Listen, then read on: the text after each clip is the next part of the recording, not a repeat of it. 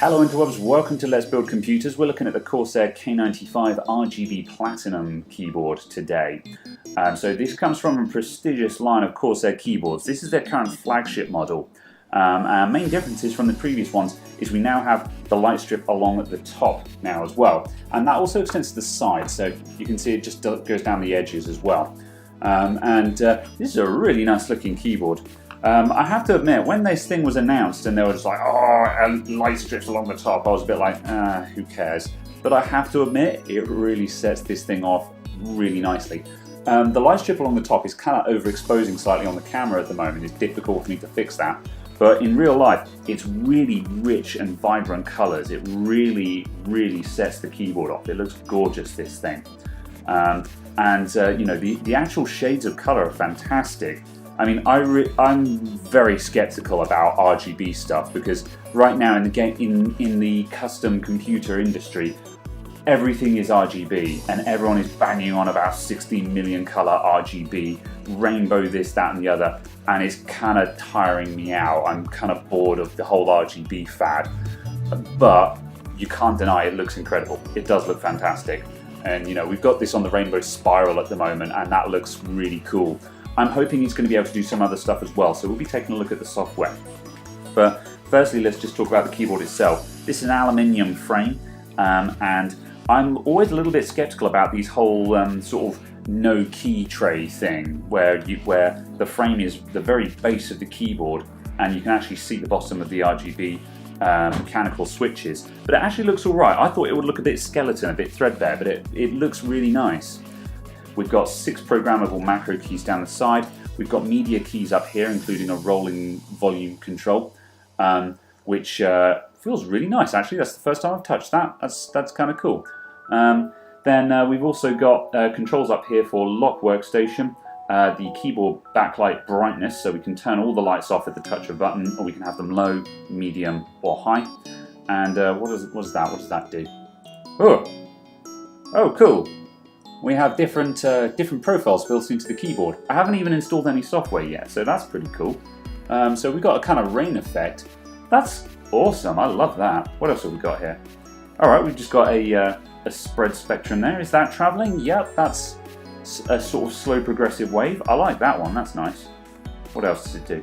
And then it looks like we're back to the, we're back to the color wheel now. So that's kind of cool that we have some built-in profiles by default. I like that. The cable is this nice, it's a big heavy braided cable. It's got 2 USB plugs on the end of it, which are, I don't like these keyboards with 2 connectors on them, but the plus side is it does have a USB port at the back of it, so you can plug your mouse or your headset or a flash drive or something in there. And that's a full pass-through USB port. So the advantage of having those 2 USB plugs on the cable is that you actually get full performance from that port. Whereas normally keyboards with a USB hub built into them, they don't power things very well. So if you've got an exotic mouse or you want to plug in a flash drive or something like that, you're going to have a bad time. Whereas that will actually power anything you want to connect to it. So in terms of presentation, the keyboard came in a really nicely presented box here. It's got really nice rich pictures showing you what it's going to look like. And if we open it up, we have another box on the inside, which it's got that high quality smell to it. Smells of expensive cardboard. And as you can see, it was very nicely presented. We've got a little box here which has something in it. Ooh, that's pretty cool.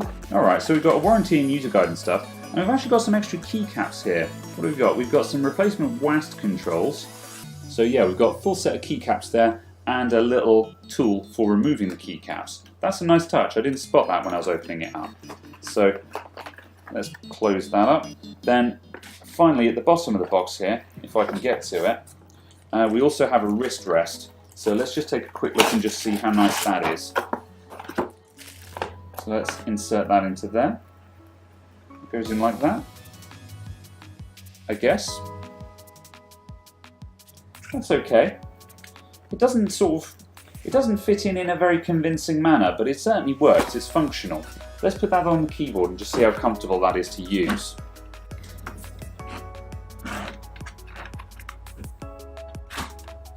Ooh, that's nice. That went on very nicely. Ooh, and that provides a very nice typing height as well. And just in case you like angled keyboards, we do also have a set of stands at the bottom. We have one level of stand, so some keyboards have got an extra set. This one doesn't. However, you shouldn't need it to be at any steeper of an angle than that. That's really well supported. And as you can see, we end up with a very full-looking keyboard now. I like low-profile keyboards. I like compact keyboards that don't take up any space. But however, so you know, I probably wouldn't use the wrist rest, but it is very nice to have. So yeah, that's a nice touch. I like it. We'll leave that on for the rest of the review, I think. Right. Okay. So our software is finished downloading. So let's get that installed and take a look at it. So as I press that profile, you can see that it's switching between default hardware profile 2, 3, and 1. So that allows us to change what is saved into the keyboard, which is nice. So theoretically, once we've set all this up, we don't need to run the Q software in the background, which is good, because I really hate having to run software in the background for stuff. So what can we do here? Okay, yeah, we click on that. Okay, so now we've got a virtualizer to show us what the keyboard is doing. So what's in actions? Okay, so this is for macros and stuff like that. Let's cancel that. I'm not interested in those right now. Lighting effects. So spiral. Okay, let's add a maximum of one standing lighting effect must be. Okay, so let's remove that effect and add a new one. Oh, fine. Okay. So, all right. So rainbow wave going up. Visor. That's kind of cool. Rain.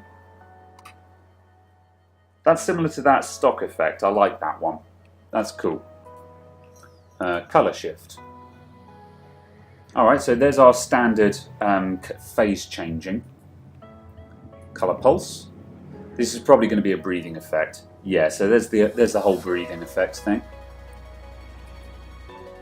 Color wave. That's nice. We've got multiple bars going across there. Type lighting. Okay, so this is one of the ones that I've always been interested in. If I type on the keyboard here, as you can see, it's leaving effects behind where I've typed. So yeah, that's kind of cool. We've also got a ripple. How's that work? Okay, so this is all going disco now. Okay, so that's pretty cool. It's a little bit violent. What would be nice is like a medium one where you get a ripple out for like to the adjacent keys. That would be cool. And static color, just in case you're a killjoy and you just want a solid color, which you might do. That's a legitimate thing to want. Now, the other thing that I have noticed as well is if we go on to color shift, we can also do alternating colors where it'll alternate between just two colors. So this is really useful because I could do something like this, and if we dial in like a bit of an orange color, let's whack up the speed as well. So we can have it sit there phasing between like that orange and red, and let's go for a little bit more of an orange there. And we end up with sort of a bit of a you know, like a fire effect or something like that. That's a cool effect. And again, what would be really cool is if we could do those typing effects with a static background color as well. That's something that I always find is missing from these things. But I believe that there is a method of doing some kind of bonkers advanced stuff. So actually, let's try that. We've got an advanced key here, yeah. Lighting, add. That you could build up multiple lighting effects and get that exact kind of sort of profile that you want. So I'm being a bit bad here, and I'd need to sit down and figure this out. But that's an awesome effect, though. I can clearly see that what I want to do can be done. So this software is super advanced. Let's head back to a standard one because we have those figured out. Cool. All right. What's in performance? What have we got in here?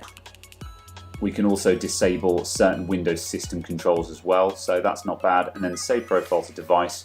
We can save it to one of the 3 profiles.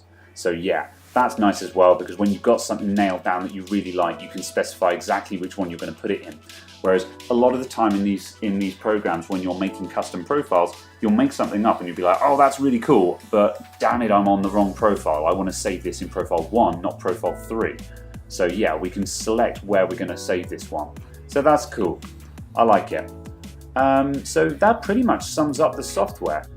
So yeah, the actions, that allows us to change our macro keys. So let's say I'm in World of Warcraft and I want to buff up my team.